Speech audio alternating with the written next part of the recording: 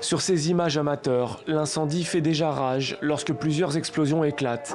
Il est environ 4 heures, heure locale. 2 installations pétrolières saoudiennes majeures, la plus grande usine de traitement d'Aramco d'une part, l'un de ses principaux champs pétroliers de l'autre, ont été attaqués par drone à Abqaiq et Rolaïs. Les dégâts sont importants puisque Riyad annonce dans un communiqué la suspension de la production sur ces 2 sites, ce qui représente 5,7 millions de barils de pétrole brut par jour, soit 50% de la production totale d'Aramco. L'attaque a été revendiquée par les rebelles houthis du Yémen.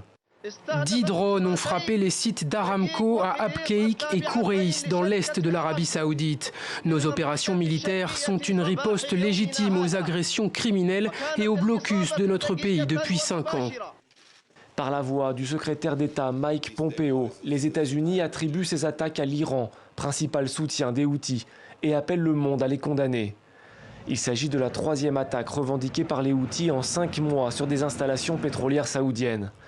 Elle intervient alors que Riyad prépare l'introduction en bourse du géant Aramco, premier producteur et exportateur mondial de pétrole, prévu initialement en 2018 et reporté en raison de la chute des cours mondiaux du brut.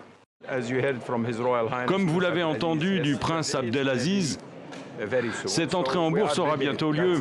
Nous sommes prêts. Au cours d'un entretien téléphonique avec Donald Trump, le prince héritier d'Arabie Saoudite, Mohammed Ben Salman, a affirmé que son pays avait la volonté et la capacité de faire face et de répondre à cette agression terroriste.